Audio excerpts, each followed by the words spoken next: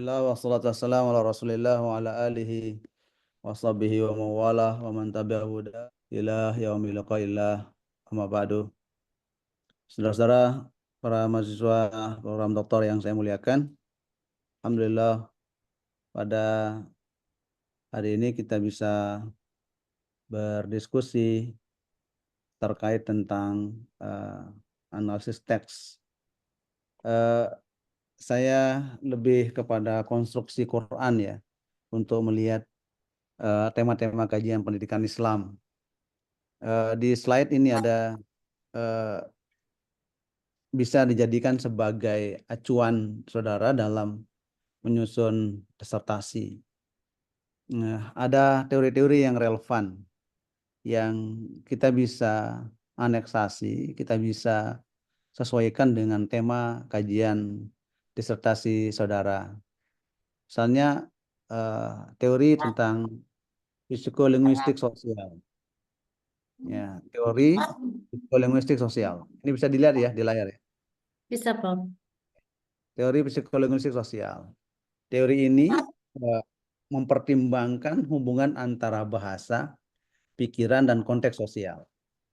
Nah, dari konteks pendidikan sangat relevan sekali untuk melihat bagaimana pendidikan Islam dan fenomena-fenomena pendidikan Islam itu tidak bisa lepas antara hubungan antara bahasa, pikiran, dan konteks sosial.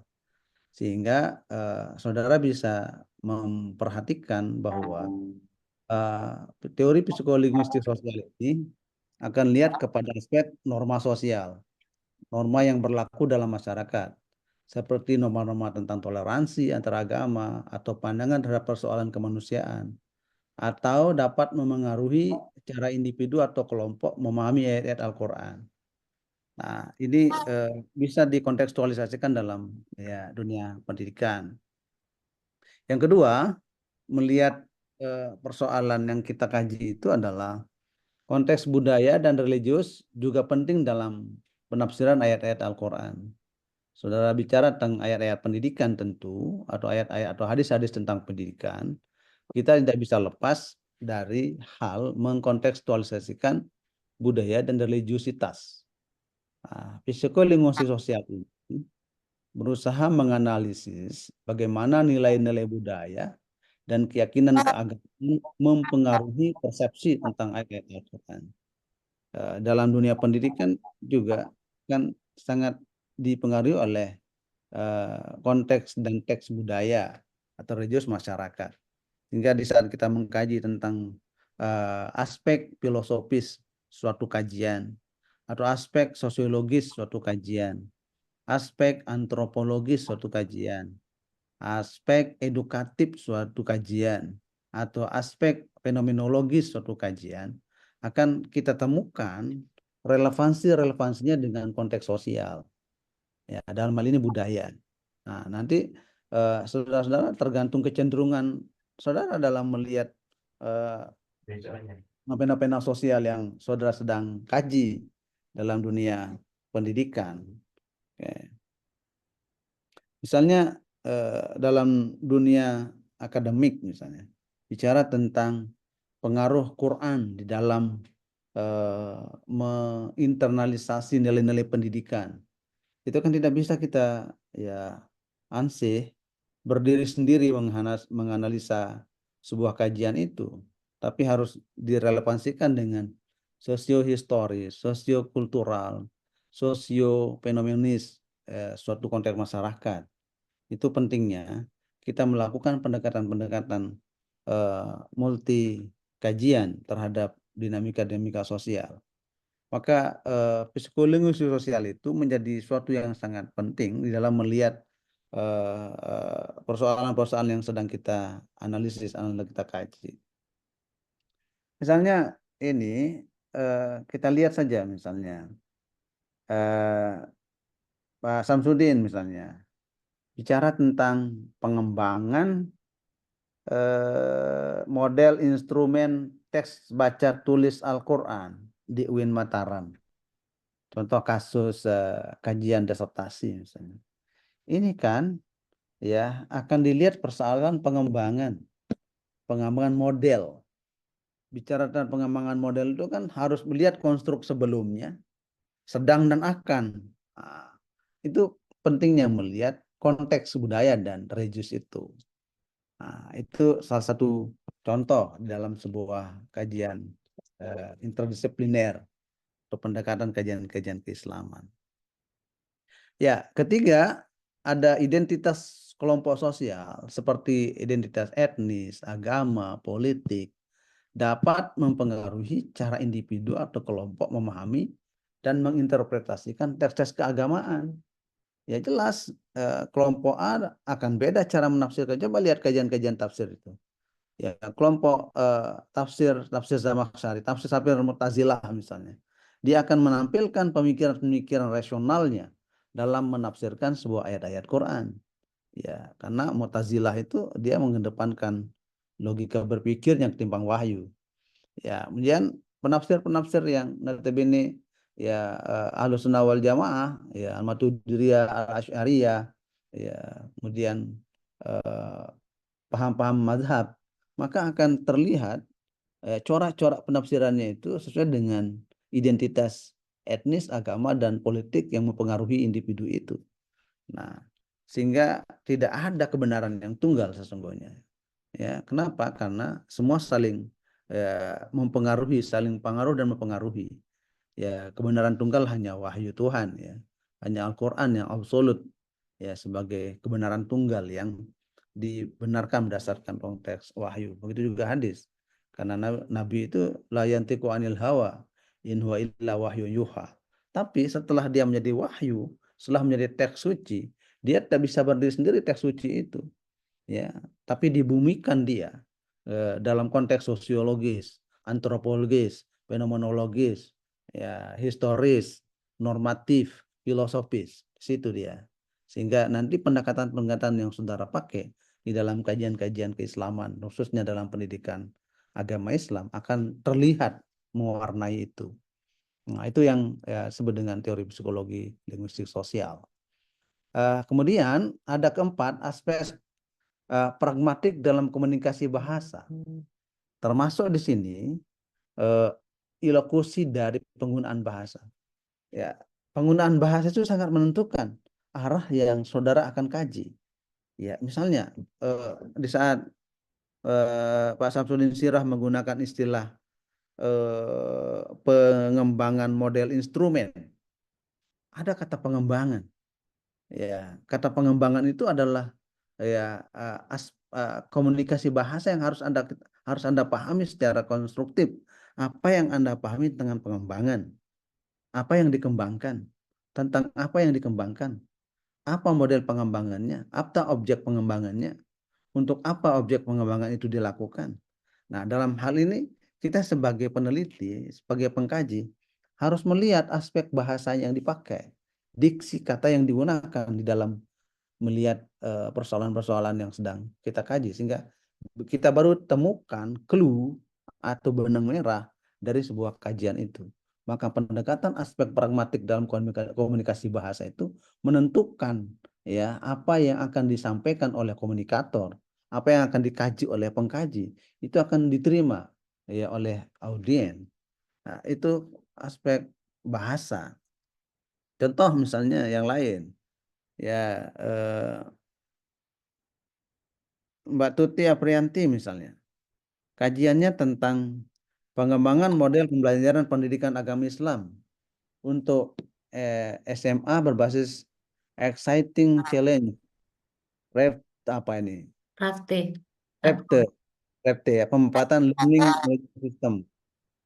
Ini kan ada kata pengembangan model. Kata kuncinya adalah pengembangan model. Itu komunikasi bahasa loh. Pengembangan model. Ya. Kemudian model apa yang akan dikembangkan? Pembelajaran pendidikan agama Islam. Objeknya kepada siapa? SMA. SMA basisnya apa? Exciting challenge rector. Dalam apa? Dalam pemanfaatan learning management system. Ini adalah komunikasi bahasa di dalam sebuah tema besar yang saudara akan kaji dalam kajian eh, learning management system. Ini bicara dengan LMS. Bagaimana learning management system itu mampu memberikan pengembangan sebuah model yang Anda akan instrumentasikan, akan diuji coba. Model itu apakah cocok, tidak cocok, layak, tidak layak, efektif, tidak efektif, atau eh, tidak signifikan, signifikan. Ya, hal ini kan kita akan uji dia dalam konteks ya sosiologis, ya sosiologi gimana aspek sosiologisnya peserta didik yaitu SMA, ya apakah siap dia menggunakan ya pemanfaatan LMS itu dalam konteks pembelajaran. Kita harus bisa mengukur itu. Kalau seandainya LMS itu untuk konteks anak-anak SMA, ya harus bervariatif karena tidak semua anak-anak kita itu ya melek terhadap IT, dan guru juga belum tentu semuanya bisa memanfaatkan LMS itu. Jangan ya anak-anak peserta didik lebih canggih dari gurunya gitu kan. Sehingga apanya harus dikembangkan. Nah, itu kan persoalan yang harus dibaca. Dalam konteks apa? Aspek pragmatik dalam komunikasi bahasa. Nah, itu pentingnya kita mengkaji pendekatan-pendekatan interdisipliner dalam melihat persoalan-persoalan yang sedang kita akan kaji. Yang kelima, ini penting adalah ya Dokti mengatakan bahwa perubahan sosial dan budaya mempengaruhi penafsiran dan interpretasi terhadap teks-teks keagamaan. Betul, ada misalnya perubahan masyarakat tentang toleransi, pluralisme, atau ayat-ayat pendidikan. Ayat pendidikan hari ini apakah memang eh, selalu diupdate oleh penafsir? Ya, ya dalam Al-Quran Quran kan menggunakan diksi-diksi yang universal. Quran menggunakan diksi yang universal sehingga apapun teori tentang pendidikan itu Quran tetap tetap tetap suitable, tetap cocok, tetap relevan. Saleh likulli zaman wa makan. Karena Quran itu ibarat remagan yang sudah jadi. Tinggal apapun isinya akan terpola dengan remagan itu sendiri. Ya, karena Quran itu atamat kalimatu rabbika sidqan wa adla, la mubaddila li kalimatih. Jadi Quran itu udah ramuan yang sudah final, yang tinggal ya kondisilah yang menyesuaikan konteks Quran itu. Nah, budaya, perubahan sosial itu mempengaruhi ya konteks pemahaman kita. Misalnya eh, konteks perubahan sosial itu berpengaruh. Nah, sekarang apakah masyarakat netizen, masyarakat warga dunia, warga net, warga dunia, citizenship world, ya masyarakat ya netizen yang hari ini kan manusia kan sudah berubah paradigmatiknya. Kita sudah berada pada dimensi ruang waktu yang sangat sangat sangat bebas dan terbuka, open global kan semuanya, open access. Ya hari ini kita berada di tempat yang berbeda-beda, kita bisa bersua dalam satu waktu, dalam satu forum. Kenapa? Karena memang eranya berbeda, budayanya berbeda, perubahan sosialnya berbeda.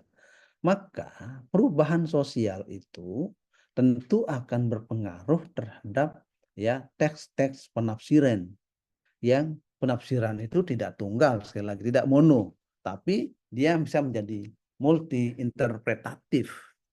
Nah, maka kita tidak bisa mengklaim penafsiran kita yang paling benar. Sebagai peneliti tidak boleh begitu, maka hindari kata kami, saya, beliau, al-mukarram, itu tidak boleh ada dalam karya ilmiah itu. Karena itu sangat subjektif. Ya, hindari subjektivitas peneliti meskipun itu guru kita, meskipun itu lembaga kita. Ada tempatnya kita meletakkan posisi-posisi nilai-nilai ketimuran itu, tapi dalam dunia penelitian karya ilmiah kita memang harus berprinsip sebagai insider sekaligus outsider di saat kita mengkaji tentang fenomena-fenomena pendidikan di lembaga kita atau di institusi kita atau memang di wilayah kita. Nah, itu pentingnya kita memahami ya teks-teks terhadap perubahan sosial. Perubahan sosial itu kan eh, bisa dibentuk dalam banyak banyak cara kan perubahan sosial itu. Bisa perubahan yang sifatnya radikal ke akar-akarnya. Ya itu namanya revolusi kan. Ya, revolusi itu kan ya ya apa menghancurkan semuanya bangun kembali. Ya, Beda kalau rekonstruksi. Rekonstruksi kan memang ya memperbaiki yang sudah ada. Ya, sehingga apakah pemikiran-pemikiran kita itu hanya bersifat rekonstruksi, merekonstruksi ulang, menata kembali hal-hal yang berserakan itu menjadi terpola, tersusun rapi, sehingga namanya rekonstruksi. Sehingga nanti saudara bisa saat membuat judul disertasi, rekonstrukturisasi pemikiran pendidikan Islam dalam hazanah masyarakat modern misalnya. Jadi kita ya identifikasi dulu. Identifikasi itu persoalan-persoalan yang ada. Setelah kita identifikasi semua persoalan-persoalan tentang pendidikan Islam itu, ya kelemahan pendidikan Islam, kelemahan pendidikan hari ini, lembaga pendidikan kita hari ini bagaimana kondisinya, bagaimana ya pendidik-pendidik hari ini bagaimana kondisinya, bagaimana saraf-saraf pendidik itu kan namanya identifikasi. Setelah kita identifikasi persoalan-persoalan itu, baru kita verifikasi. Ya, pilah-pilah tuh mana yang ini yang sangat signifikan, ini yang tidak signifikan, ini yang penting, ini yang lebih penting, ini yang utama. Itu verifikasi. Ya, setelah kita identifikasi verifikasi, baru kita coba merekonstruksi semuanya itu dalam konteks apa harusnya kita tuju. Mau kita apakan persoalan ini? Nah, itu perubahan sosial juga namanya itu. Sebagai peneliti kita, ya, apalagi pengembangan model itu, Ustaz Samsul Syara. Antum model teks baca tulis Al-Quran. Ya, yang Anda kaji ini mahasiswa yang sudah bisa baca Quran atau belum bisa baca Quran, ataukah mahasiswa yang baru masuk atau sudah masuk. Sehingga mereka perlu di teks baca Qurannya atau berangkat dari pengalaman apa sehingga perlu ada pengembangan model baca teks Quran atau model ya baca teks Al-Quran, baca tulis Al-Quran hari ini belum bisa menjawab secara signifikan tentang ya anak-anak peserta didik kita itu ya cepat memahami atau cepat membaca Quran.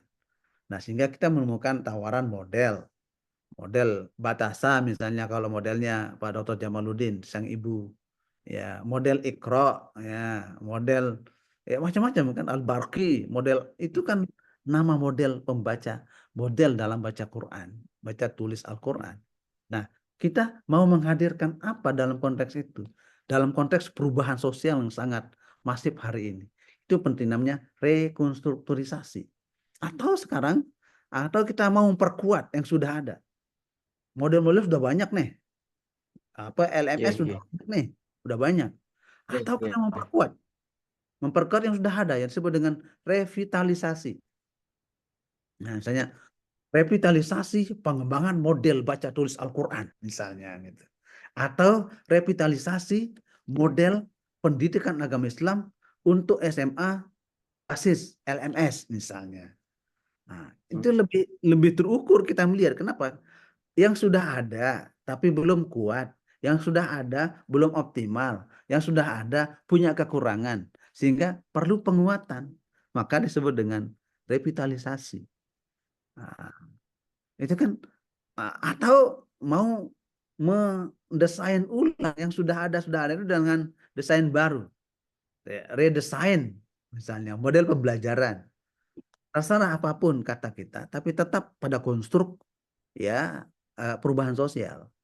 Dalam juga perubahan sosial dalam pendekatan teks penafsiran itu sangat dipengaruhi oleh penafsiran interpretatif dari peneliti atau pengkaji. Nah, dari reformulasi ya atau dari tadi reformasi atau revolusi menjadi rekonstruksi, kemudian revitalisasi, atau ingin kita menemukan pola yang ingin kita bentuk sendiri, ya, atau ya kita istilahkan dengan misalnya reformulasi. Ada kata kunci di situ reformulasi.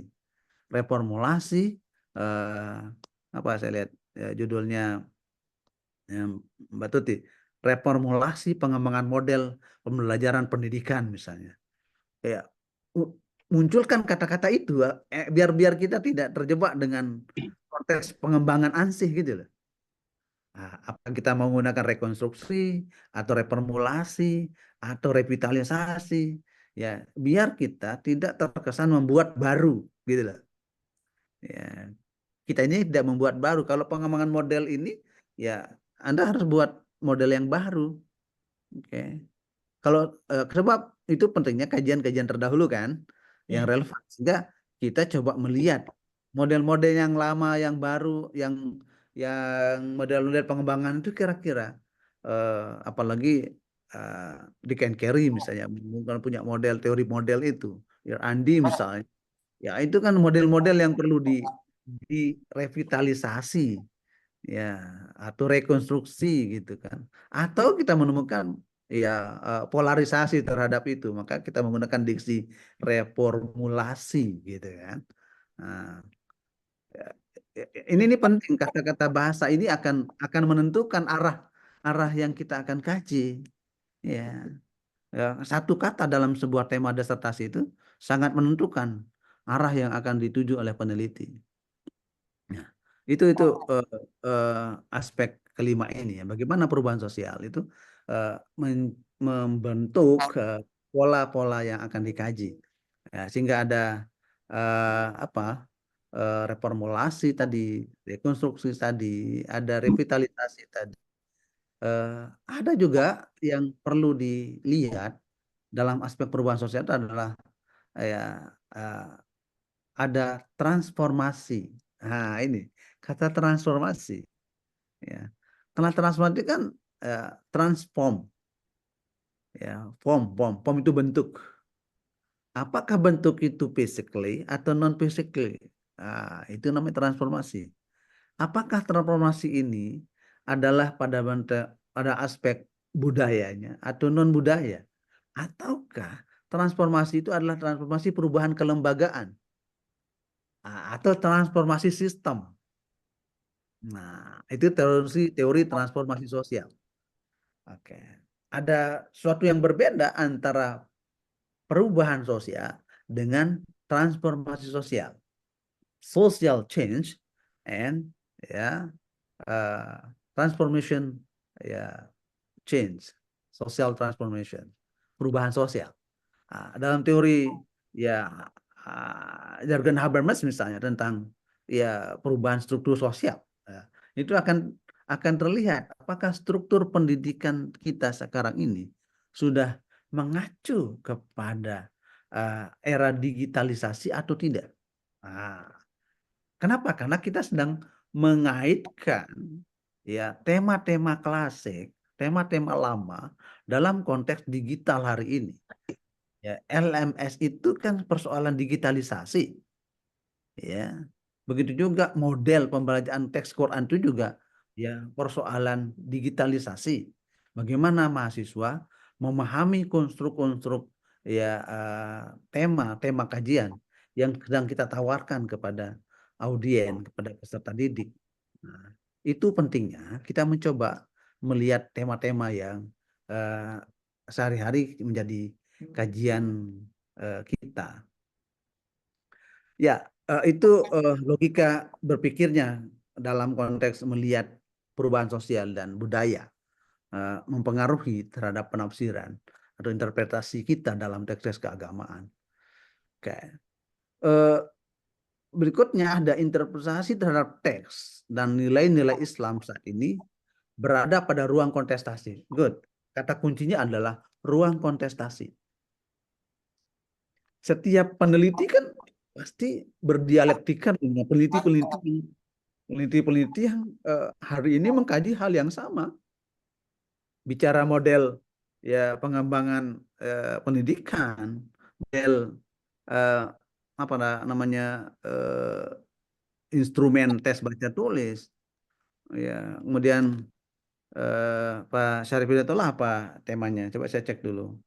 Pak Syarif Hidayatullah tentang profil tentang pelajar Pancasila. kinerja guru ya. Ya, kinerja guru, kepemimpinan kepala sekolah dan iklim sekolah terhadap pengembangan karakter profil pelajar Pancasila.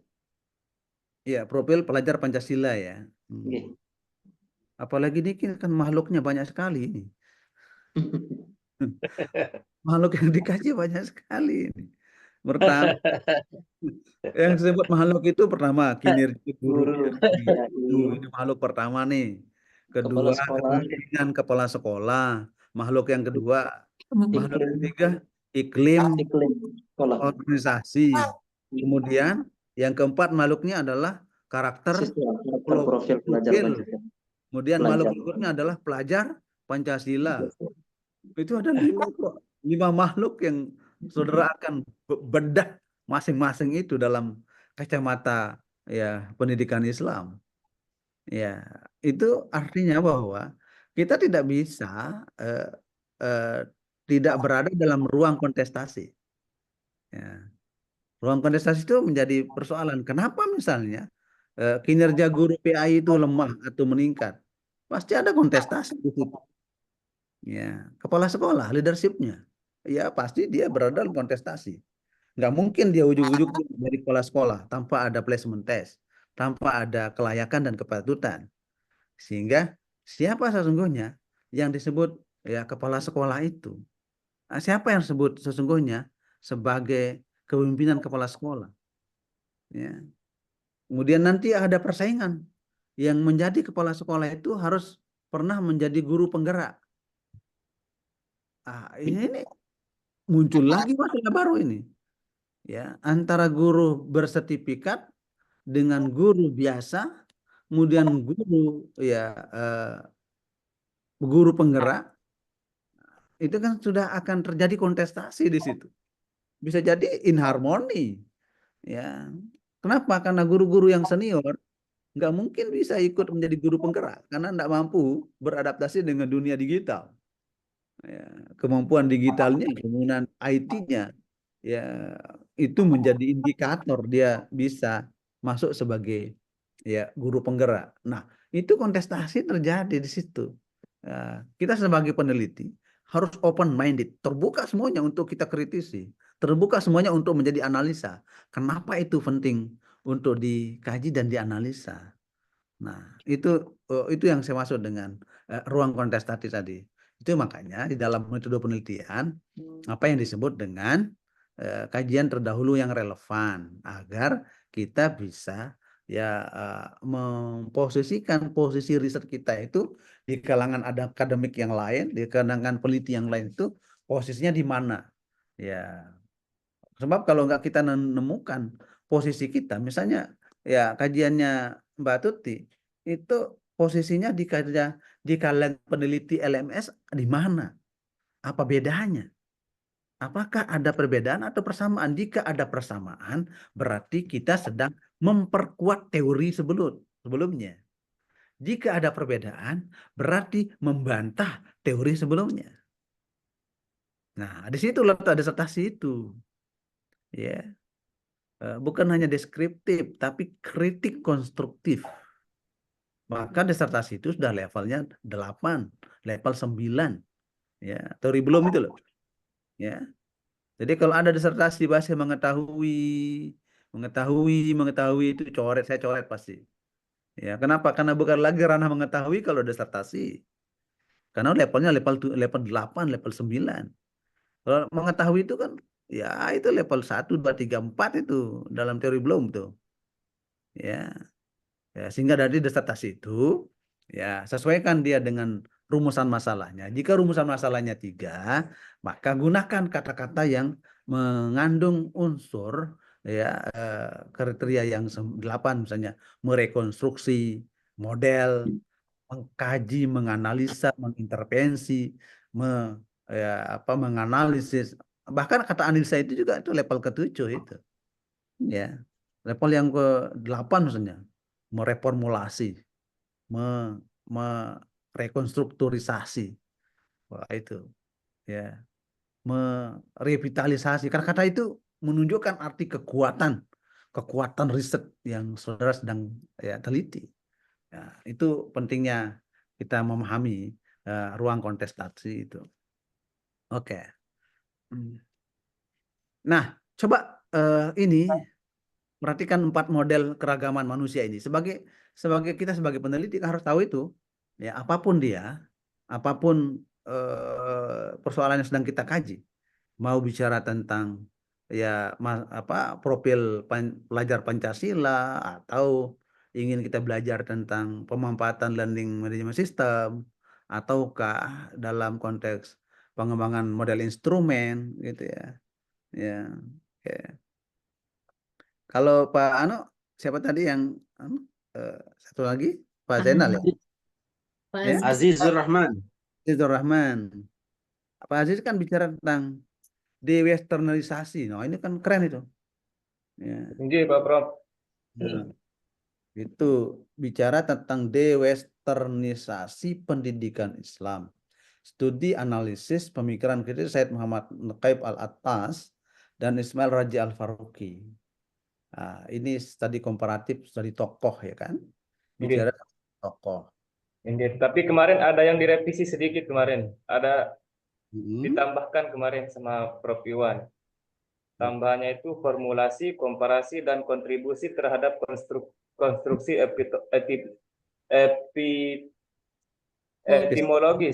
epistemologi Nah, dan epistemologi terhadap pendidikan itu kan permainan kata-kata dalam disertasi itu, dalam judul itu Iya. kan. Persepsi, konstruksi, itu kan. Tapi kita sebagai peneliti harus paham makna-makna di balik itu. Ya, apa itu persepsi, apa rekonstruksi, apa revitalisasi, ya. Sehingga secara teoritik kita menggunakan teori siapa untuk merekonstruksi.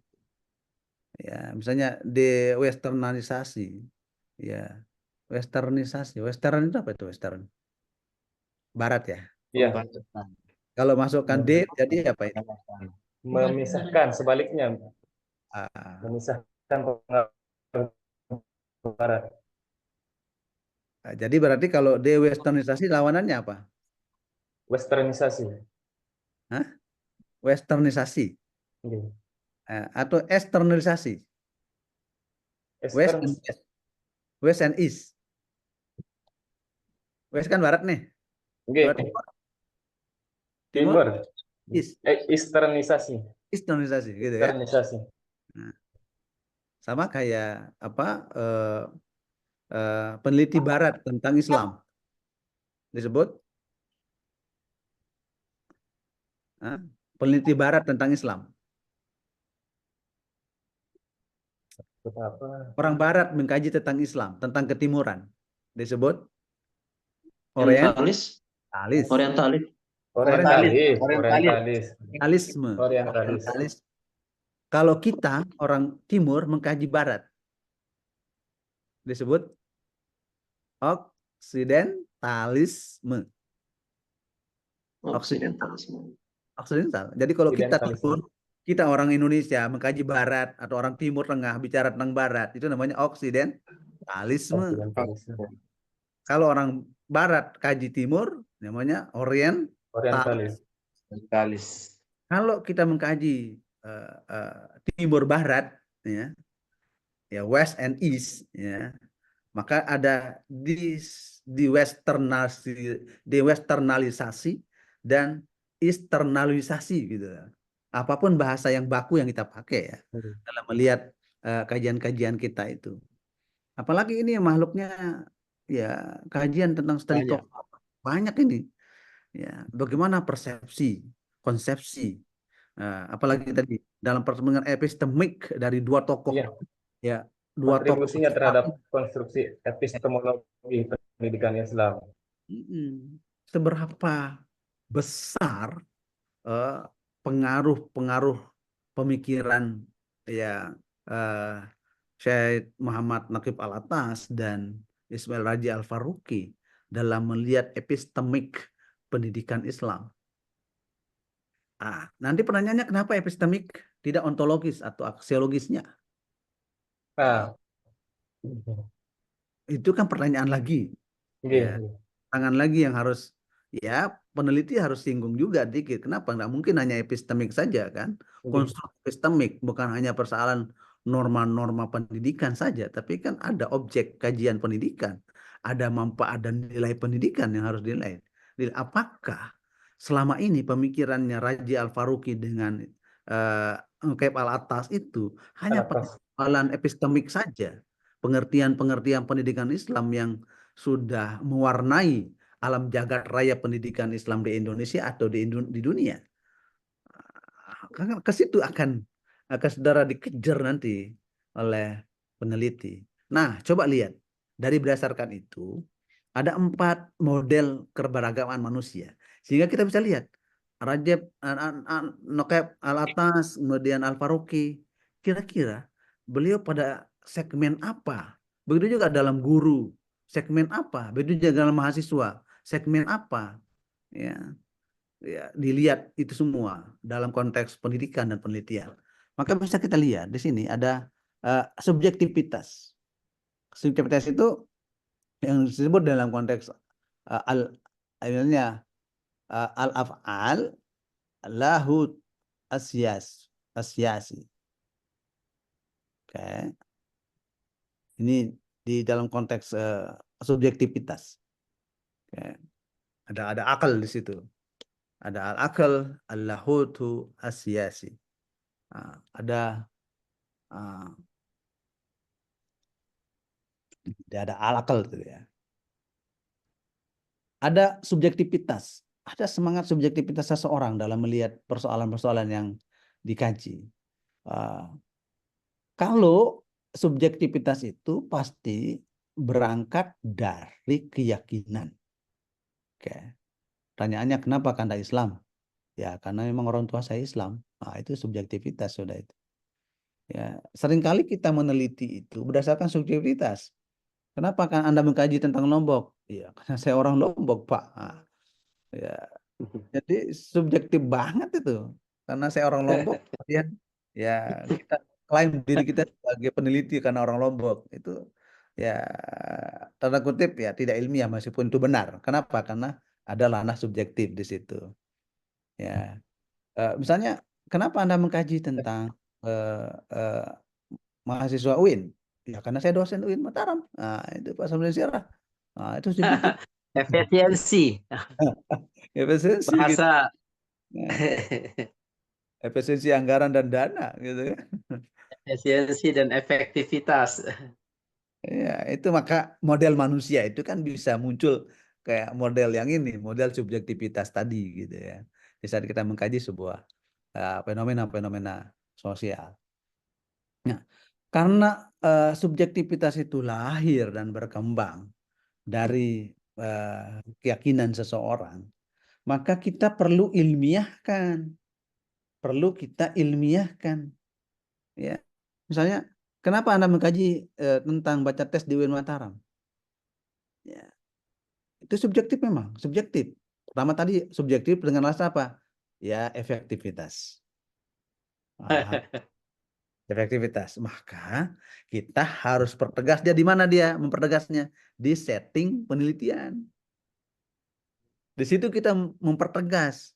Meskipun saya subjektif kita mengkaji tentang UIN Mataram atau bicara tentang lembaga pendidikan atau bicara tentang profil Pancasila di siswa atau bicara tentang pemikiran epistemik dari 2 tokoh pendidik itu atau bicara tentang LMS misalnya.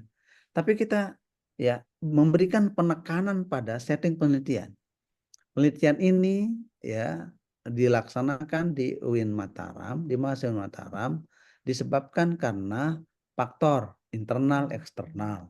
Faktor internal adalah masih terlihat mahasiswa-mahasiswi yang berlatar belakang umum yang belum bisa baca tulis Al-Quran dengan baik.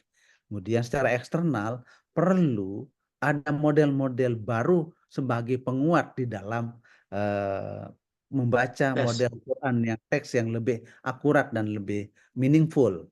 Nah, itu kan untuk mengakali apa ini? Mengakali subjektivitas tadi itu. Ya, siap. Mengakali subjektivitas tadi itu. Jadi dari subjektivitas itu akan muncul yang kedua yang disebut dengan objektivitas. Objektif. Al-aql at-tarikhu al-ilm. Al-ilmi itu sudah berangkat pada ya kalau namanya objektivitas itu kan berdasarkan apa? Fakta, realita dan data. Itu objektif.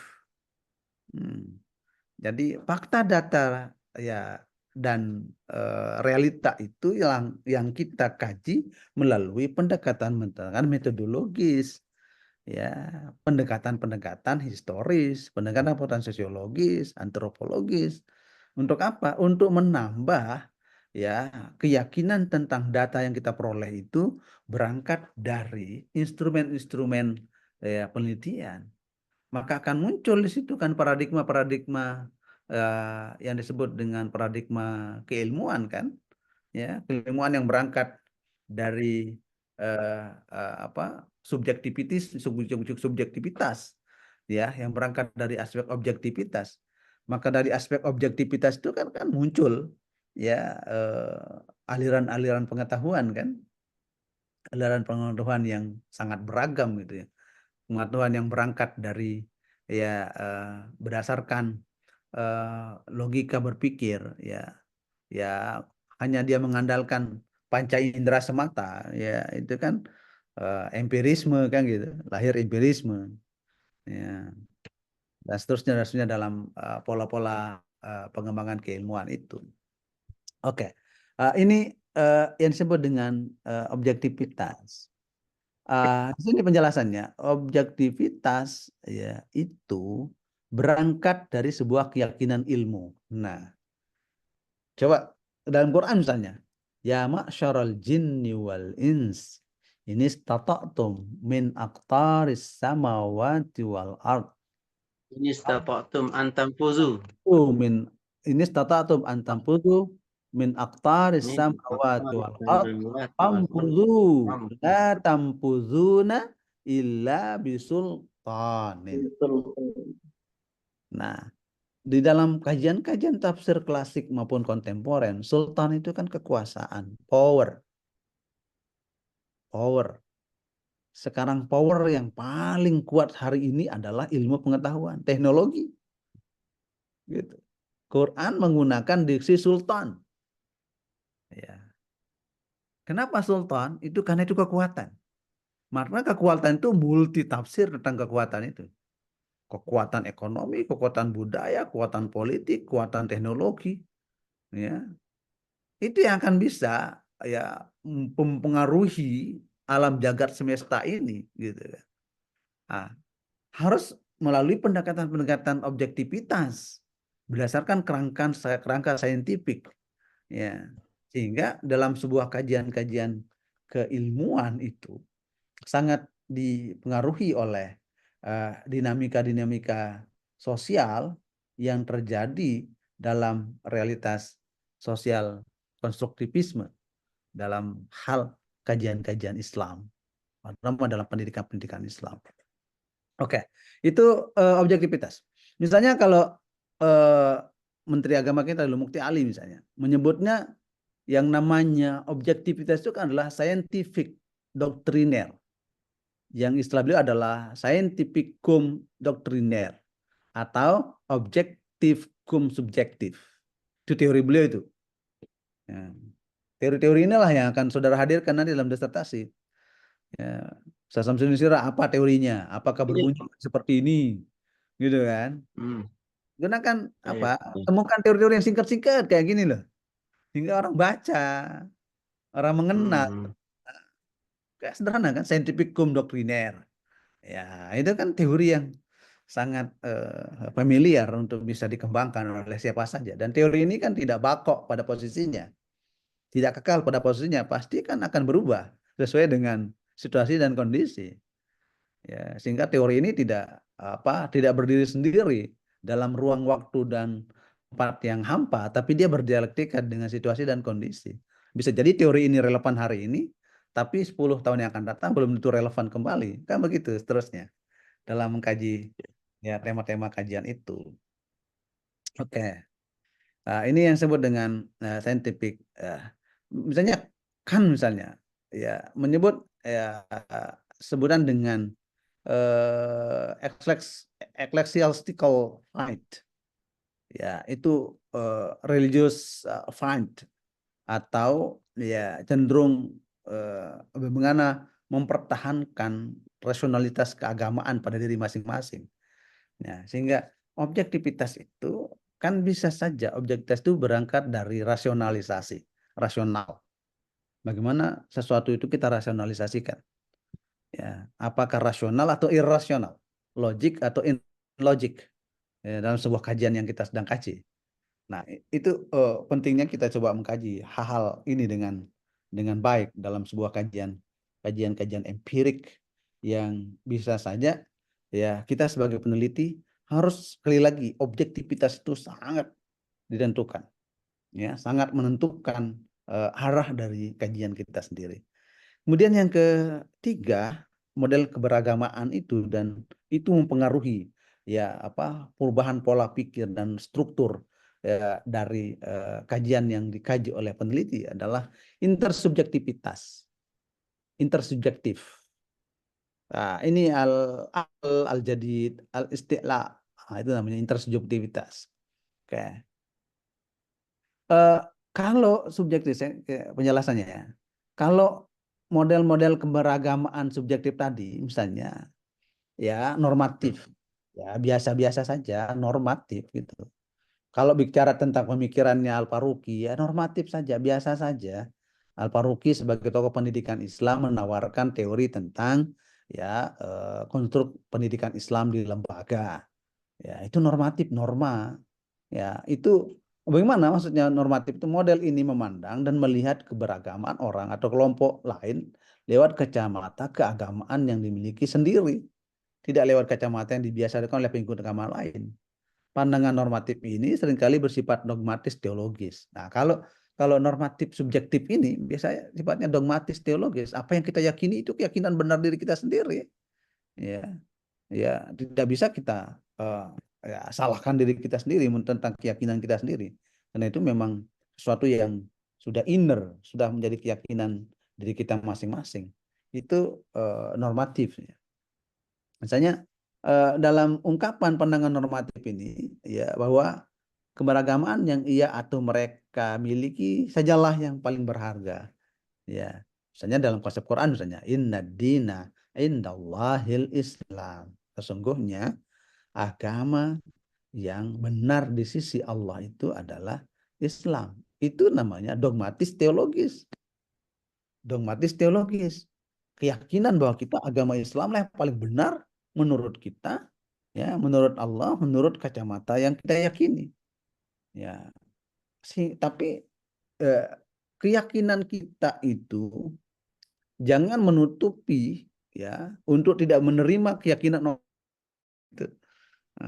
Sehingga perlu ada corak yang disebut dengan entitas al-ana wal akhar.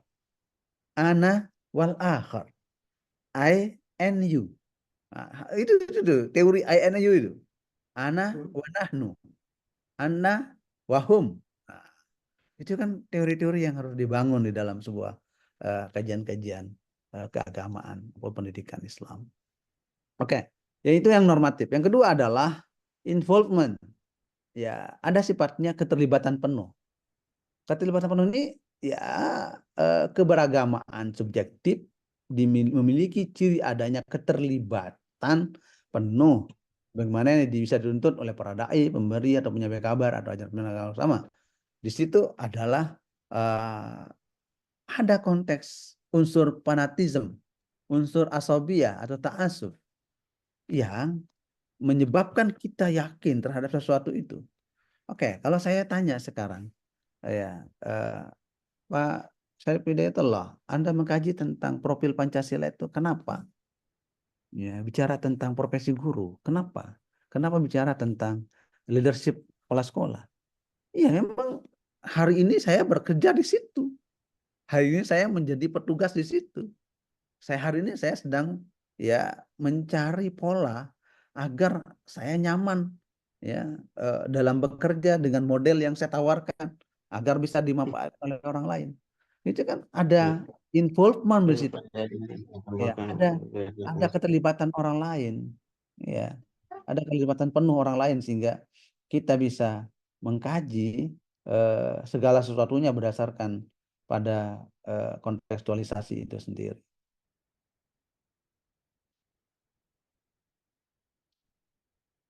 Oke.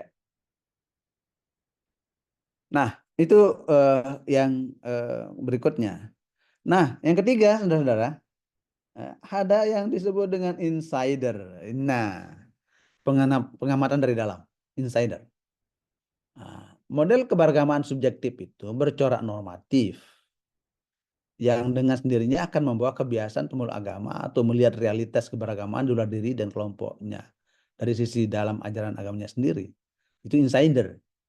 Nah, kalau kita mengkaji secara insider, kajian diri kita sendiri, ya kenapa sih kita mengkaji tentang pendidikan Islam ya? Karena kita insider, karena kita orang Islam. Itu insider. Kenapa sih kita mengkaji tentang model baca teks Quran ya? Karena kita insider. Kita ada di dalamnya. Oke. Ya, tapi ya akan terjadi sifat subjektivitas itu perlu dilatih agar dia bisa menjadi sosok yang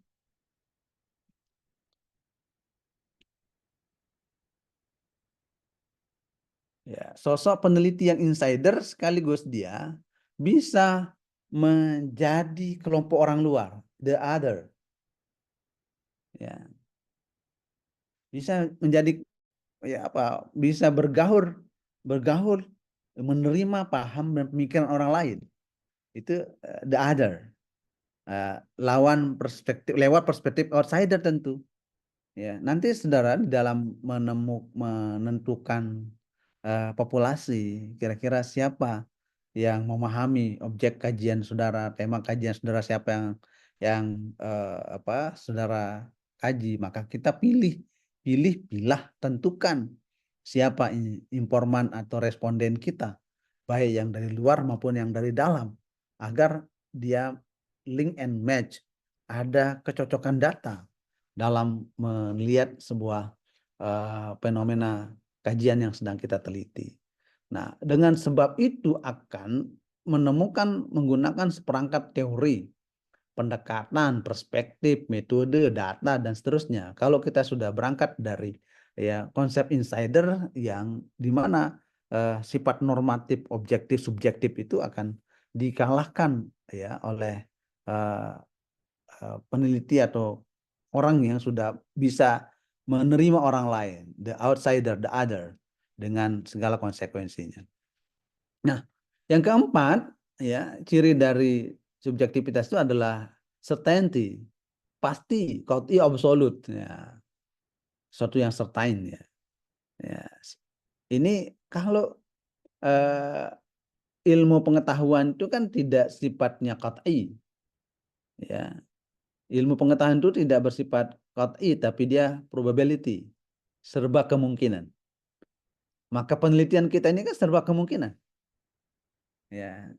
Data yang saudara kaji kan serba kemungkinan, bisa kurang, bisa sempurna, bisa lemah, bisa kuat. Itu semua adalah probability, kemungkinan. Yang tidak boleh ada kata kemungkinan itu adalah teks suci, karena dia sudah qat'i, absolute, certainty, sudah pasti. Kita sebagai orang yang beragama ada kewajiban kita untuk melihat keagamaan itu menjadi sesuatu yang sangat penting di dalam dinamika-dinamika sosial keagamaan. Maka empati, certainty, sifatnya qat'i, absolute, itu pasti subjektif itu. Subjektif, Tapi dia akan bisa menjadi objektif jika sudah dikaitkan dengan ilmu pengetahuan. Misalnya dalam Al-Quran, Allah bicara tentang alam semesta. Wasyamsu tajri limustaqarrin laha. Dzalika taqdirul aliyyil azim. Wasyamsu tajri. Matahari itu berputar. Mana tajri di situ? Apakah lari, berkejaran, atau berputar? Nah, maka kita bisa menafsirkan secara qat'i bahwa matahari itu berjalan, berputar. Tapi limustaqarrilha, pada porosnya. Nah, apakah Quran ini menghadirkan teori atau tidak? Pertanyaannya. Ustaz Azizur Rahman, bisa jawab. Apakah Quran menghadirkan teori apa tidak? Menghadirkan teori. Alasannya apa? Karena kalau dilihat dari ayat tersebut, itu menunjukkan bahwa ternyata matahari itu berputar pada porosnya. Itu teori ya? Ya, dan juga banyak juga yang menguatkan para peneliti barat, dan itu terbukti secara ilmiah.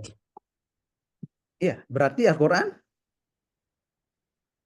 Men- Faktual. me- menumbuhkan teori. Al-Quran Faktual. Iya, pasti. ya. Apakah Quran itu ayat-ayat Quran itu teori? Teori. Kalau menurut saya itu teori, dan itu adalah teori yang absolut, satu-satunya teori yang absolut. Ingat, teori itu apa? Teori itu adalah konsep sebuah pengetahuan yang sesuai dengan kondisi. Bisa saja berubah. Bisa juga berubah. Jika Quran adalah teori, maka bisa Quran itu dibantah nanti ayatnya jika tidak teori sesuai dengan ya teori kekinian. Sementara Quran kan watamat kalimat rabbika sidqa wa adla. Mubaddila li kalimati, bahwa Quran itu tidak boleh ada Teori. perubahan. Di Quran itu bukan teori. Ya. Quran itu bukan teori. Tapi Quran itu menginspirasi ya, lahirnya teori. Quran menghadirkan ya, menginspirasi, menghadirkan peradaban. Oke, tapi Quran sekali lagi bukan teori. Sama sih kayak misalnya, apakah Quran itu kitab sejarah? Tanyanya, apa Quran kitab sejarah? Quran bicara tentang sejarah, tapi Iya, bicara tentang sejarah.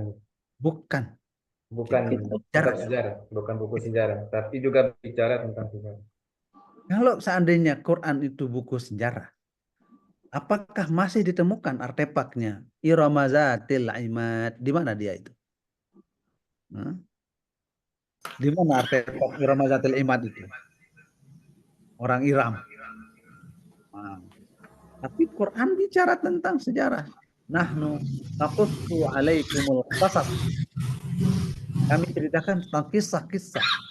Jadi Quran itu bicara tentang kisah. Tapi Quran bukan kitab sejarah. Oke? Quran itu bicara tentang sejarah. Ya, sebab kalau bicara tentang ilmu sejarah harus jelas, ya. Ada tahun tanggalnya gitu. Quran kan tidak bicara tentang tahun tanggal di situ. Ya, misalnya kapan sih eh, eh, Quran itu hadir dalam sebuah peradaban? Ya, Quran sesuai dengan situasi kondisi yang menjawab tentang persoalan lokalitas, persoalan lokalitas yang terjadi pada konstruk ya di mana Quran turun yang disebut dengan asbabun nuzul. Tapi persoalan lokalitas yang terjadi itu dia bisa menjadi universalitas. Kenapa? Karena itu konteksnya ya dilihat dalam konteks yang lebih universal. Maka itulah lahir kaidah al-ibratu bi umumil lafzi la bi khususis sabab. Nah, di situ. Nah, dalam konteks ini bahwa kajian-kajian yang sifatnya certainty, yang absolut, qat'i itu ya kita berada pada ranah-ranah subjektivitas tentu. Ya, ya karena tidak bisa dirasionalisasikan secara empirik misalnya.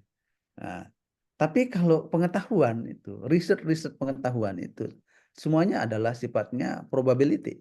Kemungkinan bisa iya, bisa tidak, bisa salah, bisa benar, ya bisa sempurna, tidak sempurna. Itu probability semua.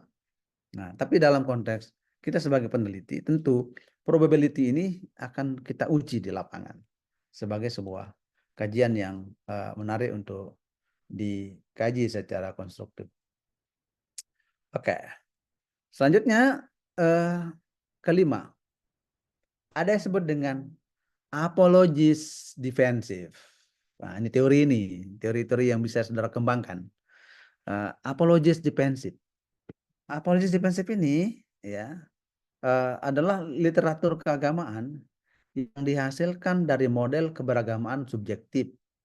Itu bersifat membela diri. Ya, kita biasa membela diri itu. Ya, bisa bela diri sesuai dengan eh, konteks sosial kita gitu kan.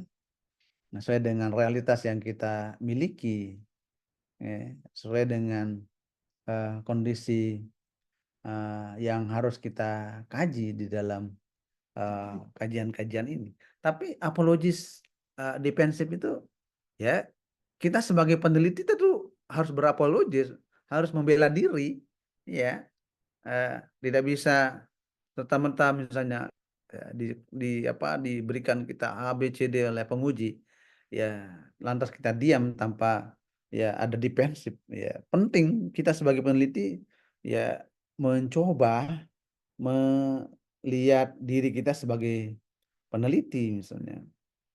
Misalnya nih kajiannya Pak Anang Kasim misalnya, pemikiran modern dalam pendidikan agama Islam untuk meningkatkan karakter siswa di sekolah dasar Lombok Barat. Ya. Apa yang dimaksud dengan pemikiran modern? Apa indikator modern itu? Apa instrumen orang disebut modern? Nah, itu kan kita sebagai peneliti harus memiliki sifat apologis defensif untuk bisa mempertahankan ya argumentasi kita, ya. Kayak di dalam melihat misalnya ini pemikiran modern. Apakah pemikiran itu selalu modern? Ada Pak Anang ya. Apakah pemikiran selalu modern? Ya namanya pemikiran itu selalu modern. Sekali lagi namanya pemikiran. Jadi tidak ada pemikiran yang klasik menurut saya. Karena sesuatu yang lahir dari sebuah pemikiran itu berdasarkan dari rasional. Sesuatu yang berangkat dari sebuah konsep kecerdasan. Sehingga ya pemikiran itu selalu modern. Modern pada konteksnya. Ya, modern pada situasi dan kondisi di mana pemikiran itu muncul. Ya. Kalau pemikiran-pemikiran lama itu modern pada masanya. Misalnya kita saja sederhana dalam masyarakat kita misalnya. Masyarakat kita ya sederhana bahasanya. Empak bau tunjung tilah. Ya. Itu pemikiran yang sederhana tapi sangat luar biasa kalau kita kaitkan dengan konteks modernitas hari ini. Ya. Empak bau tunjung tilah. Apa artinya? Harus berangkat dari sebuah visi misi konsep strategis dan manajemen yang baik sehingga semuanya tercapai. Kan gitu maknanya dalam konteks hari ini. Bahasa yang lama tadi itu. Ya. Artinya bahwa pemikiran itu selalu modern pada konteksnya. Maka sekarang sebagai peneliti itu kemampuan kita mencoba menganalisa pemikiran-pemikiran modern itu dalam melihat fenomena-fenomena sosial hari ini. Sehingga nanti saudara dibenturkan apa bedanya pendidikan kontemporer dengan pendidikan modern. Nah, apa yang disebut dengan modernisme? Apa yang disebut dengan modernitas? Apa yang disebut dengan modernisasi? Nah, apa bedanya modernisasi dengan westernisasi? Apa bedanya modernisasi dengan kontemporer? Kontemporeritas. Ya, itu kan perdebatan-perdebatan teoritik yang sebagai peneliti harus kuat untuk mempertajam itu semua. Nah, tapi kita sebagai peneliti, ya subjektivitas itu ada dengan konteks apa? Apologis defensif. Ya, hakim-hakim itu kan banyak di sini dia apologis defensif. Ya, karena untuk menjaga marwah dia ya dia cari cara-caranya supaya dia tidak turun legitimasinya. Nah, itu apologis defensif. Kita sebagai guru nggak mau kita kalah dengan siswa. Ya bicara ya kita apologis cari ya agar kita tidak diremehkan masalahnya kan. Ya, kita cari apologis yang bisa menyebabkan kita diterima oleh kalangan masyarakat. Ya, itu pentingnya teori ini apologis defensif ini. Sebab kalau Tapi kita masalahnya Pak Prof, yang uji besok ini jauh lebih pintar daripada kita misalnya. ya ya intinya ya memang berbeda-beda kelas ya pasti sih. Cuma kan kita harus punya argumentasi penting. Ya, Kemampuan mempertahankan ya, Prof ya. kemampuan mempertahankan. Makanya di dalam saat nanti kami baca berita acara, setelah mempertimbangkan hasil studi Anda dan kemampuan Anda mempertahankan. Nah, itu kan bahasa itu ada di dalam klausul berita acara, kemampuan Anda mempertahankan dan menjawab pertanyaan-pertanyaan tim penguji, maka kami mengangkat saudara menjadi doktor. Kan gitu bahasa berita acaranya itu. Alhamdulillah. Itu penting nih. Apologis defensif ini menjadi sesuatu yang sangat instrumen dalam riset penelitian. Oke, yang keenam ini apa namanya? Absolutis non dialogis. Ini pemikirannya Yazbek Haddad itu, Muslim in the West. Beliau punya sebuah konstruk teoritik, misalnya dia mengatakan bahwa absolutis non dialogis.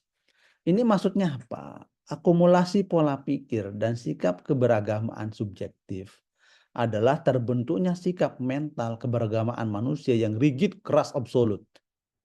Artinya dia sendiri yang paling benar, non dialogis. Oh, jangan bilang, oh ini penelitian satu-satunya Pak Prof di dunia. Itu pasti Anda ya dibilang sama promotor atau penguji, ente paling sombong. Nah, itu kan. Kenapa seolah mengklaim diri paling benar kalau bahasa itu? Maka kita gunakan polite sentence. Bahasa yang misalnya sependek atau sepanjang penelusuran peneliti, sepanjang penelusuran Promopendos tentang tema ini, belum peneliti temukan. Nah, itu bahasa yang sopan itu. Belum peneliti temukan kajian yang spesifik tentang LMS dalam konteks model pengembangan. Yang ada hanya model A, B, C, D. Tapi yang ini belum ditemukan yang mirip dengan kajian ini. Itu namanya apa? Absolutis dialogis namanya itu. Ya. Kalau mengatakan absolutis non dialogis itu, menurut penelitian, menurut kajian yang pernah saya kaji, belum ada satupun yang pernah mengangkat tentang kajian ini. Langsung merah sudah itu nilainya itu. Ya. Apa yang tidak pernah diteliti oleh orang hari ini? Semuanya sudah, nggak ada yang tidak. Ya. Maka ada aspek lain yang bisa diteliti. Ya, aspek lain atau pendekatan lain. Ya, sehingga meskipun temanya sama, bisa jadi pendekatannya beda, temuannya beda di situ. Itu pentingnya kita Kalau menggunakan. treatmentnya yang beda, Prof bisa ya? Bisa, pokoknya yang penting ada bedanya dah. Yang penting ada bedanya. Ada Treatmentnya, beda. Ya, treatmentnya. ada bedanya, itulah yang disebut dengan novelty, kebaruan. Iya, misalnya semuanya putih, tapi ada satu titik hitam. Sama dengan yang putih itu atau tidak? Beda. Nah, satu titik hitam itu namanya novelty. Semua orang sudah mengkaji, banyak yang mengkaji tentang itu. Tapi dalam konteks ini loh yang menjadi stressing penelitian ini. Nah, itu namanya novelty, kebaruan dari tema-tema yang sudah dikaji oleh banyak orang. Maka singkatnya bahwa orang yang sifatnya subjektif itu pasti absolutis non dialogis. Dia tidak mau berdialektika dengan orang. Sikap dan pandangan kawan sifatnya non kompromistik, tidak mau kompromi. Ya, tidak mengenal konsep konsensus, tidak mau sepakat. Ya, itu sikap ini orang hanya sifatnya prejudice, selalu buruk sangka kepada orang.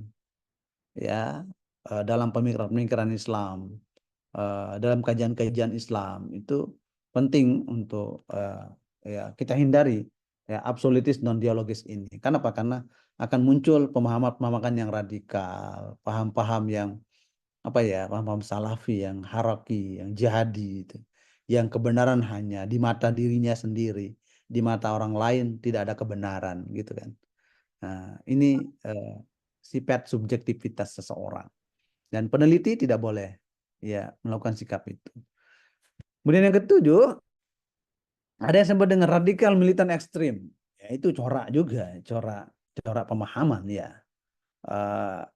Jalan kompromi, konsensus tertutup sama sekali, deadlock, tidak ada ya kata ya dialog di situ. Kenapa? Karena kebenaran hanya dimilikinya sendiri tanpa ya menerima kebenaran dari luar. Itu radikal militan ekstrim. Dan di dalam kajian-kajian pendidikan Islam kan ya kira-kira pemikiran pendidikan Islam ekstremisme, pemikiran Islam militanisme, pemikiran Islam ekstremisme kan gitu. Ya, bisa juga dilihat itu dalam sebagai corak-corak pemahaman atau pola pikir ya dunia pendidikan ya. Nanti apakah guru-guru di SMA itu tanda kutip maaf sudah ada yang cingkrang, yang apa dan seterusnya sebagai identitas itu maksud saya. Apakah hanya simbolistik saja, tidak pada ranah pemikirannya? Nah, itu kan perlu dilihat. Itu kalau Abdullah Said kan Islamic Thought. Ya, itu bagaimana pemikiran Islam itu. Pemikiran Islam itu menjadi warna dalam keragaman itu. Tapi jika ada kelompok-kelompok yang radikal militan ekstrem itu lagi tetap ini subjektivitas. Ya, artinya hanya kebenaran pada dirinya sendiri, tidak ada kebenaran pada orang lain. Ini yang elemen yang ketujuh di dalam sebuah konsep intersubjektif dan seterusnya. Nah, yang berikutnya adalah model keberagaman objektif. Tadi subjektif semua tadi. Tadi subjektif semua yang dari 1 sampai 7 itu subjektif. Nah, sekarang bagaimana menghadirkan ya objektivitas itu? Oke, kalau objektivitas itu tentu menggunakan alat-alat bantu ilmu-ilmu soal keagamaan.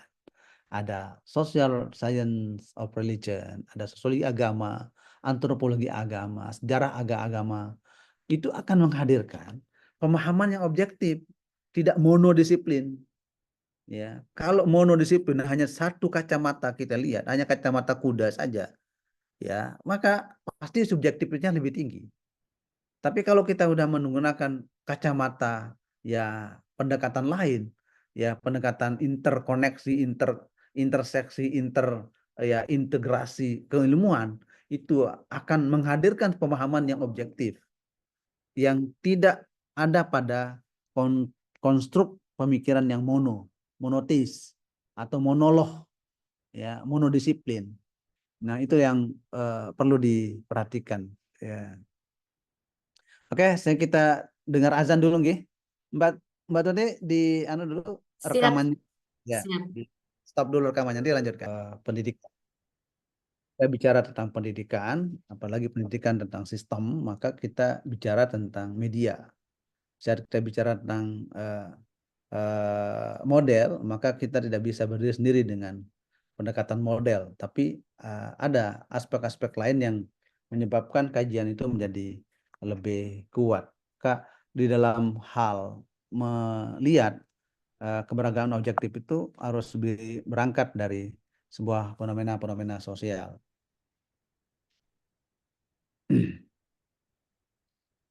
Objektivitas seseorang misalnya harus dilihat pada pertama, objektivitas itu harus diukur dari deskriptif empiris. Nah, ini sangat relevan dengan disertasi saudara-saudara ini.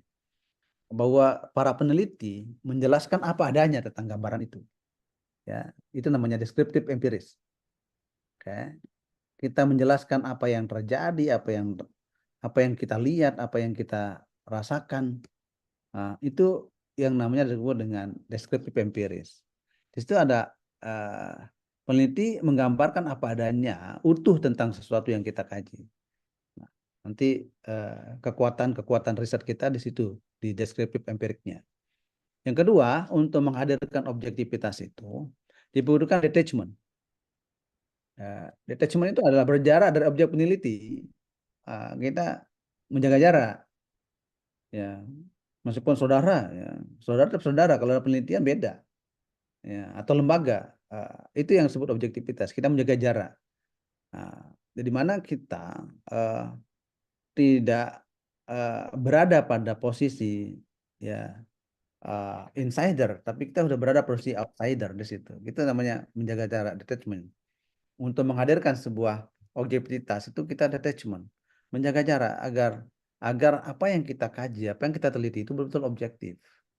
Ya, tentu bahasa-bahasa objektif itu kita munculkan baik di alasan memilih judul, alasan memilih lokasi, alasan memilih tokoh, itu adalah aspek yang dilihat dari aspek detachment, menjaga jarak dengan objek atau dengan populasi yang kita kaji. Nah, yang ketiga untuk menghadirkan objektivitas itu adalah ada outsider. Outsider itu ya ini tentu akan berimplikasi kepada religious experience. Religious experience itu adalah bagaimana pengalaman keberagamaan, pengalaman memahami sebuah konsep-konsep lembaga pendidikan, konsep keguruan, konsep sistem, konsep model itu akan tertemukan datanya jika kita pada posisi sebagai peneliti outsider yang memandang agama bukan hanya sekedar insider, tapi ya bisa kita memandang, melihat pemikiran-pemikiran orang luar. Kita tidak bisa berdiri sendiri dalam konteks ini. Tentu menghadirkan yang lain. Yang keempat, apa yang disebut dengan historisitas. Ya, kalau teorinya Prof. Amin Abdullah kan, ya dari normativitas menuju historisitas, dari normativitas ke historisitas. Nah, kenapa historisitas itu penting? Karena sejarah itu kan sangat relevan, sangat kuat data, fakta realitanya, ya sehingga kita untuk mencapai sebuah objektivitas itu berangkat dari historisitas. Ini teorinya Donald S. Swenson ya, Society, Spirituality and the Secret. Itu teori beliau tentang historisitas. Nah, yang kelima ada reduksionis relativis. Ini teori. Ya, ini pola keragaman bagi masyarakat yang berada pada konstruk reduksionis relativis. Ini apa yang dimaksud dengan ini adalah kritik yang diarahkan pada pendekatan deskriptif empiris. Nah, kalau deskriptif empiris itu ya apa yang dilihat, apa yang dibaca itu dianalisa. Tapi kalau yang reduksionis relativis itu adalah penekanannya adalah pada aspek lahiria, externalities daripada agama. Nah, tapi tetap ada pada pemahaman-pemahaman yang lebih komprehensif humanistik tentu. Ya. Kekurangan yang ini kemudian disempurnakan oleh pendekatan fenomenologi agama atau model keberagaman intersubjektif. Nah, reduksionis relativis ini ya tentu melihat secara zahir apa yang terjadi, apa yang terekam, apa yang terlihat secara objektif sehingga apa yang menjadi temuan-temuannya itu lebih pada komprehensif humanistik. Tapi tetap lagi-lagi semuanya pasti ada kekurangan yang dimiliki oleh yang lain. Oke. Model keberagaman intersubjektif yang ketiga adalah ini ada model keberagaman intersubjektif. Ini menekankan pada terbentuknya sikap empati, simpati. Nah, itu intersubjektif itu ada empati, subjek.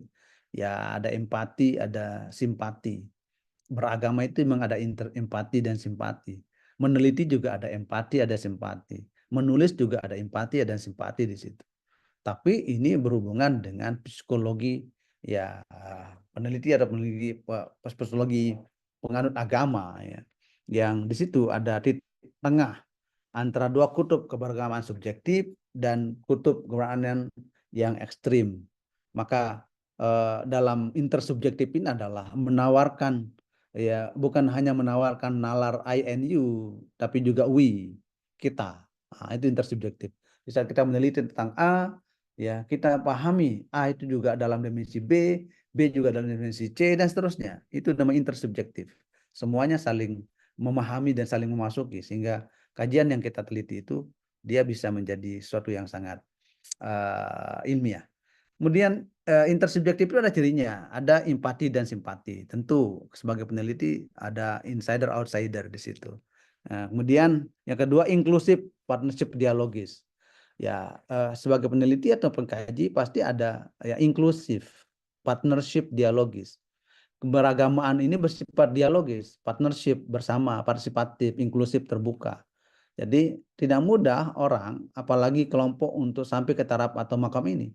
Ya memang harus banyak interaksi dengan dunia-dunia dirinya, dunia di luar dirinya, sehingga dia bisa menjadi seorang pemikir, seorang peneliti, seorang pengkaji yang inklusif, penganut agama yang inklusif, dan partnership dialogis. Ini yang sudah menghadirkan pada intersubjektif. Ini model yang kedua. Intersubjektif ini adalah pada aspek apa? Aspek pengalaman nilai-nilai kemanusiaan, virtues kindness, ya. Di situ ada ya virtues kindness itu misalnya charity. Orang yang intersubjektif itu pasti ilal ladzina amanu wa amilus shalihat wa tawashaw bil haq wa tawashaw bis sabr. Itu masuk dia dalam intersubjektivitas itu. Kenapa? Karena ada rasa apa di situ, ada charity, ada amal kebaikan, ada compassion, ada kasih sayang, ada rahman rahim, ada honesty, ada kejujuran, ada fairness, ada keadilan, ada equality, equity, ada al-musawa, ada tasamu, ada toleransi, dan seterusnya. Itu masuk dalam intersubjektif ya, kajian pemahaman gitu kan. Ada respect, ada ihtiram, at-ta'aruf, dan seterusnya. Nah, kemudian di dalam intersubjektif itu adalah mengutamakan kesabaran dan tidak emosi dalam menyelesaikan sebagai persoalan-persoalan kemanusiaan. Ya, itu ada sabar itu ya. Ada kesediaan memberi maaf, ya forgiveness, ada disiplin diri, self disiplin, ya zat as-sabat, zat nafas ya. Ini dalam konsep apa? Menjalankan konsep-konsep psikologis, sosial yang lebih kepada pencerahkan akal atau al-jadid al-isti'la. Ada akal al-jadid al-isti'la. Itu yang disebut dengan intersubjektif. Oke. Nanti bisa dibaca ya. Ya ini semuanya ini panjang ini. Ya, wallahu a'lam bishawab. Alhamdulillah. Sudah cukup ya? Nah, ini Alhamdulillah. lumayan ini. Lumayan Anda lagi soaim ini jadi tidak pernah minum-minum di depan ini. Alhamdulillah Prof. Setelah mendapatkan materi, jadi kita mulai tertampar, artinya terbelalak. Oh, ternyata harus sampai seperti itu, harus sedalam itu, begitu Prof. Ya, ya begitu. Sebagai peneliti, kan, apalagi udah derajatnya doktor itu kan sudah bisa menguliti teori, bukan hanya sekedar mengupas, menguliti sampai ke tulang-tulangnya gitu kan. Luar biasa. Masya Allah. Kalau mengupas itu hanya S1, kemudian ya apa mengiris itu S2, menguliti itu disertasi S3 gitu. Jadi Prof, kalau melihat komentar Prof tadi tentang proposal tiang pengembangan model pembelajaran, jadi bahasa pengembangan ini bisa diganti dengan reformulasi ya Prof ya? Ya, tergantung peneliti. Saya tidak mengerecoki peneliti, tapi kemampuan kita mempertahankan ya teori itu penting. Betul. Di saat kita menggunakan pengembangan model itu pasti uji coba di situ. Ada eksperimen. Eksperimen. Ya, Eksperimen. dan teori yang gunakan teori utamanya di sini teori flow. Ada tidak yang teori yang apa namanya itu yang Islam ya, penemunya orang Islam Oh banyak. yang Tinggal yang explore aja. berkesesuaian dengan flow. Kalau flow itu kan kayak orang main game gitu. Semakin dia mendalami dia semakin dia tercebur, dia semakin tenggelam dengan keasikannya seperti itu. Ya kan teori Imam Syafi'i kan. Kullama izdada jahli kullama izdada ilmi izdada jahli. Tambah saya belajar mengkaji itu kok tambah saya tidak dapat apa-apa gitu. Nah, tambah hilang saya punya pengetahuan karena asiknya gitu kan. Tari Ghazali misalnya dalam konteks ayuhal walad di situ ada eksperimentasi di situ. Ya, dari Imam Ghazali. Ibnu Maskawi tentang adab, etika moral. Moral apa yang menyebabkan moral itu moral yang menghasilkan value karakter. Ya, gunakan teori barat silahkan. Komparatifkan dengan teori-teori agama. Sehingga di situ lahirnya PAI-nya di situ. Siap. Ya, PAI-nya di situ. Nah, sehingga dia menjadi kuat ya temuan-temuannya nanti. Untuk teori kan kita tidak hanya memakai satu teori ya Prof ya. Bisa dua, bisa tiga, tetapi sekali lagi, apa alasan menggunakan teori itu? Itu perlu diargumentasikan. Karena bisa jadi teori itu semua cocok, Iya. tapi ya pasti semua itu teori cocok. Tapi kita sebagai peneliti harus menentukan teori itu. Ibarat mangga 10, ya pisaunya 2, cocok, cocok. Ya mangga 10, pisaunya 1, cocok, cocok. Asalkan pisaunya Tajam. tajam dan ya bersih, tidak tidak karatan gitu kan. Gitu juga dalam menemukan memilih teori. Kalau misalnya mangganya 1, pisaunya 10, cocok? Nggak cocok. Karena Mubazir. mubazir pisau itu. Apalagi pisaunya semuanya itu bersih stainless semua gitu kan. Iya. Ya, itu mubazir dia nanti. Nah, jadi teori, konstruk teori, pendekatan teori apa yang kita gunakan itu sebagai peneliti harus men-stressing kenapa menggunakan teori ini. Apa pentingnya, apa kelebihannya. Nah, di saat kita menggunakan teori ini nanti, apakah teori ini cocok dengan data atau tidak? Apakah teori ini ya memperkuat data riset saya atau tidak? Atau justru sebaliknya, teori ini ya dibantah oleh data riset saya sehingga teori ini ya tidak cocok untuk meneliti tentang ini. Nah, itulah pentingnya deskriptif, analitis, konstruktif peneliti dalam melihat data itu. Ya, Siap. oke. Siap. Oke. Ya, besok kita kuliah lagi seperti ini. Ya, Alhamdulillah, Prof. Saya saya lebih lanjutkan senang lagi. Ini begini, Prof. ini Jadi kita bisa mengulang lagi ini dan mantap nih. memutar videonya, Prof. Ya, ya, oke, siap. Alhamdulillah. Alhamdulillah. Oke, besok kita ulang lagi Siap. kajian yang berbeda dengan pendekatan yang berbeda. Matur Biar nuwun biasa, Prof. Jadi kita dasar juga bisa dikasih ruang untuk bertanya jawab seperti dengan ya, kaitan sangat proposal kita, nggih, Prof. siap sangat. Saya siap standby untuk mendapatkan pertanyaan-pertanyaan. Masya Allah. Alhamdulillah, Mampu Prof. saya kalau saya jawab, kalau enggak saya tunda dulu, saya belajar gitu kan. Siap. Alhamdulillah, Prof. Matur nuwun biasa, Prof. Oke, kita cukupkan Oke. pertemuan kita pada kesempatan ini. Mari kita akhiri dengan sama-sama baca doa kafaratul majelis. Subhanakallahumma bihamdika. Allah Asyhadu an la ilaha illa anta astaghfiruka wa atubu ilaik. Wa natubu ilaik. Sekian. Wassalamualaikum warahmatullahi wabarakatuh.